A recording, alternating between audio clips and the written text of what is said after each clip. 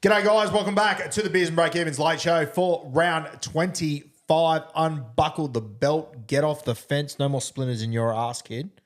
Splinters Make in some my decisions. ass. Yeah, the Splinter King. You want me to make some decisions? Fucking coward. Why don't you make a decision for yourself? Fuck you. How are we? Yeah, I'm all right. Yeah, good. How are you, Kat? I'm good. I'm just enjoying watching what is a true romance in front of me. Oh. Without a doubt. Rock off to decide this week? What am I going for about 4 on the trot? I think so, which is a sweet ride for me considering how the past has gone, but that's fine. Could be Ready? worse. Could be 14. Ready? Yeah. Scissor, paper, rock. Scissor, paper, rock. Fucking Oh my hell. God, you're so bad. know, Oh I'm so my shit. God. Did when we had a draw on the first one, does your I mind pretty move, much took that as a win. does your It felt like a W. does your mind move that slow that you're like, I just have to throw a rock again? I Yeah, can't possibly I- change my mind under pressure. Honestly, when I'm doing it, I've stopped thinking. blacked that out. doesn't help me. Not thinking doesn't help me. Yeah, so, I reckon that takes me to 19 of the last 21. at least. Knowing that you black out, It's like I've got a fucking hook for a hand. It's unbelievable. He's throwing the hook Shit. again. Here comes the right hook. All right, Kat. Am I going You're throwing the first? hook, I just throw a cork back at you. Oh, fuck. Am Timmy, I are first? you? Yeah. What's the go? Okay, Bruise Guru up. to answer first. Okay, great. This first question is from Samuel D _253.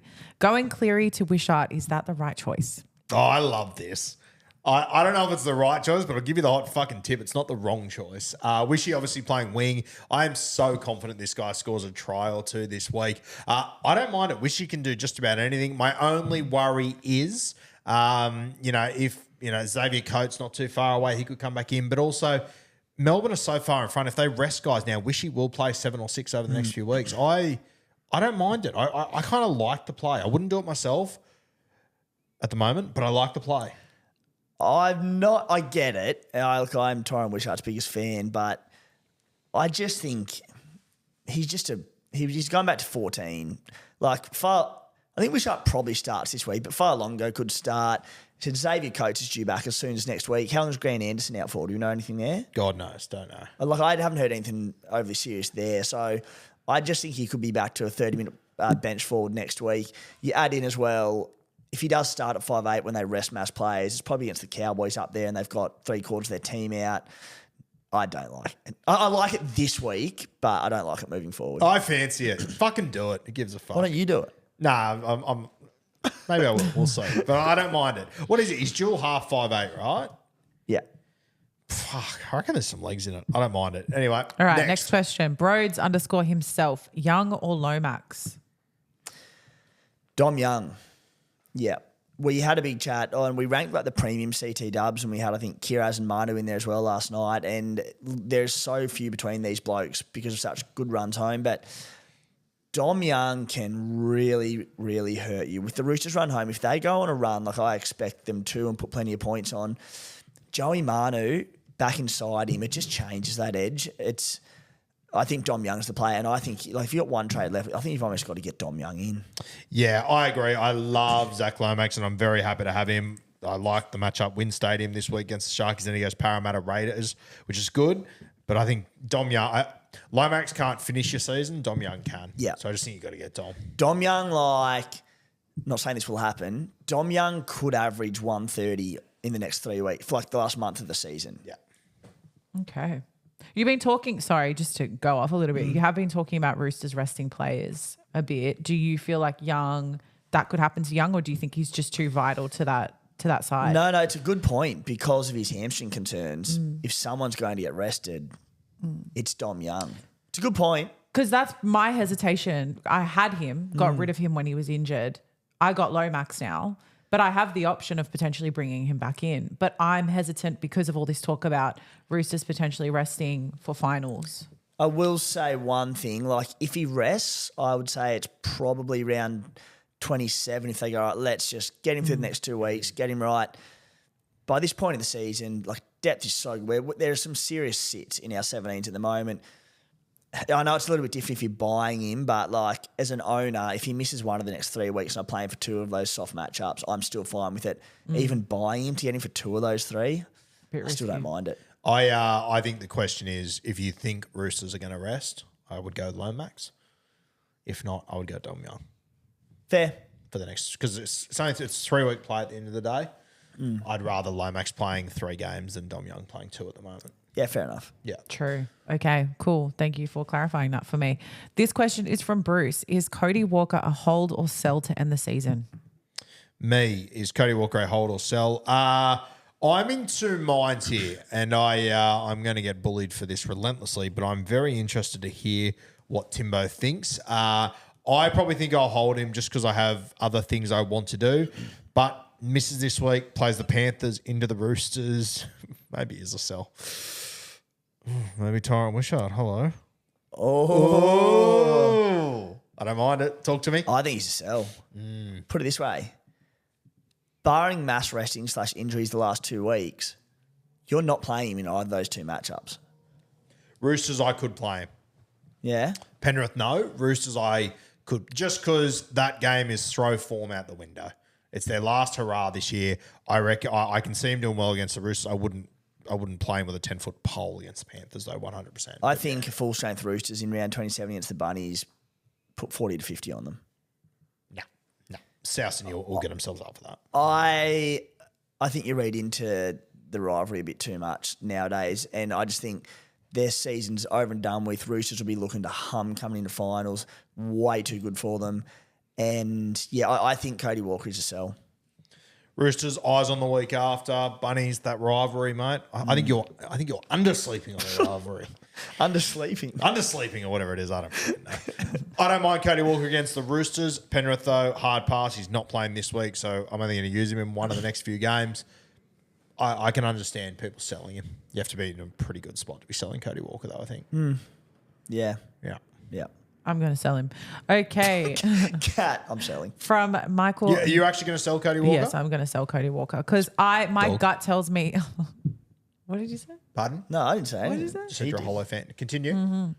My gut tells me that if he does come back, it's not the same Cody. I know we're talking the rivalry, but I still don't feel like he's going to bring the same energy that he had before. I just think they're done with this season, and Cody worries me because it shows in his game when he's not in it. So that's it. Talking sense. I like it. All right. Let's talk dollars, baby. Yeah. Oh, you took the joke out of my mouth. Michael Nowak said, what's Tim's plan to catch Guru in the last 3 weeks? Fucking white flag. Thanks for coming. That's your fucking plan. Tom Drabojevic hamstring going. Don't say that. I can't believe how many times you've said it. I hope the community absolutely pulverizes you this week, kid. I don't. And I'll be leading from the front. Well, that's the thing. I don't want it to happen, but I'm just being realistic that is my ticket. I don't like. I think Tommy's the hamstring wrong goes- Tommy T got injured, Yeah. unfortunately. If for you. if his hammy goes, my heart will break. I'll be filthy. Will it be a win for my Supercoach team? Yes. But I think that happening is my ticket. God, can you imagine if it happens this Thursday No, night don't when we're drunk even. as a skunk after Don't. winning the golf and the trivia title? I think you might actually see Tom and Eddie cry. And you know what? I'll cry with them. I'll cry with them too. But the Oh, Stallions will rise again if so. No, I do think that is probably the only way you could do it, though. The only way I can do it. Bro, it's 500 points. You got 3 weeks to go. You're going to have to beat me on average by 150 every week. Yeah. Which you're probably not going to do. You're running, Okay. yeah. Guys, we're going to go in circles here. Yeah. Do you want me to go to the next question? Proceed. James asked, should the game give us more trades to keep more people interested for longer? Me go for this one? I think it's you. I think that's the most cowardly thing I've ever fucking heard, to be completely honest with you. But you don't just get more trades so it's easier. Like, part of the game is strategizing for the back end and being prepared for the back end. There are going to be restings. There are going to be injuries at the back end of the season. Like we get to the back end of this year and it happens and everyone's fucking, so many people are shocked every year. Like, you have to plan for the back end. It's not you don't lose the 100-meter race. Go, maybe we should make it 90, make it a little bit easier. It's fucking dog shit. This is part of the game. This is what makes it exciting for real Supercoach players. And if you haven't prepared for it, tough shit, that's on you. Yeah, look, Goddamn. politicians' answer is, from a business perspective, I can see why they would add more to keep people interested longer. I like how you're doing. Yeah, I'm going full politician mode. You're giving Trump hands while Yeah. you're talking business. I know. I can see why they would to keep people interested. You got me. I don't know what to do with my hands anymore. To keep people interested and to have trades on deck and allow them to burn through and have fun every week. But like they increased it a few years ago, and I was a bit like, oh, come on, like don't make it too easy. I think it's at a really good level at the moment where you can't just burn through max every week. You have to save for the back end season. As you said, Guru, one of the biggest strategic sides of the game and the chats you have every week with your mates and your leagues is, I need to save them, but I just can't help it. I can't help it. You can still trade pretty hard through the majority of the season, maybe run low for the last few rounds. It's fine. It's such an integral part of the game, the ability to save trades. Yeah, and you have to have control over what you do throughout the year. I would be and it would suit me if we had more trades because it would keep people interested for longer. But the game is better where it is right now, where you have to actually make smart decisions throughout the year and work out when you're going to use them and not. Yeah. I think they've already made the origin period a lot easier for people. Like the game's, I think right now a little bit easier than it ever has been. I don't think we need to go any further. I think we're at the line for me. Yeah, like it. Yeah. Cool. Well, this is the last question, and it's a good one. What are the boys' favourite bickies? This is from Dylan Elturk. I'm keen. Do we want to set the scene? Is it like bicky that you have with your tea, coffee? Shall we go with that vibe? Yeah, I think so. Yeah. I think if I'm having it with a cup of tea, Earl Grey while we're at it, a Monte Carlo. Oh, I love Stop a the Monte fight. Carlo. They're delicious. They're big. Like, it's not just one little nibble and it's gone. They're so yum. Yeah, they're hectic. And look, I'm not a big chocolate guy, but I'm a sucker for a mint slice. Oh my God, you took the words out of my mouth. Wow. No way. Not often we agree on these weird questions either. Oh, I'll tell you what, me and Nana Durkin, we have murdered a couple of mint slices over the years. They're in all sorts down at Grandma's. Yeah, they were the exact two I was going to go for. I do love an Anzac biscuit too. They are all Yeah, homemade Anzac biscuit. How good were my mum's? Yeah, Yes, top they notch. were very good. Yeah. But yeah, the Monte Carlo, the mint slice, they're unreal. Geez, you really rattled me there. Yeah, you didn't see it coming, Good. did you? What about you, Catmander? Oh, they didn't want to know. They said the boys. What would I'm you joking. What would you take though? Okay, so you've got the assortment that you can get, which includes the Monte Carlo. Those are the first to go. I'll agree with you 1,000% on the Monte Carlo. I am also a big fan of a digestive with the dark chocolate or chocolate on it. You know those? Digestive, Yeah. the McVitie's one. What, it's called a digestive? It's called the McVitie's digestive biscuits. Oh, the real flat skinny ones? they're round. Yeah. And you can get plain, you can get with chocolate on them. Ah. They go so well with a tea or a coffee. My only knock with a tea or a coffee is they're hard to dip because they're so small and feeble. They can really drop into your tea very easy. It's a fine line. It's a bit like SuperCoach. You just got to have a strategy. Touché. I'll tell you what's another one that like I would never buy. I would never go and buy these myself. But when they're presented on a platter or someone puts them out, I'm like, fuck, these are hectic. Yeah. Just a simple wafer. Oh, I love a wafer. I got given a wafer out of nowhere about 2 weeks ago, and I don't reckon I'd had one in 5 years. Yeah. I was like, why have I not had one in 5 years? They're elite. What flavour? Delicious. Because they normally come chocolate strawberry and then there's like a vanilla. Yeah, or this is it is so plain of me, but vanilla. vanilla. Yeah, I don't have an issue with vanilla. No, I'm a yeah, big vanilla vanilla ones guy. are so. If it's the 3 colors, it's pink or vanilla for me. The chocolates I can pass on. Yeah.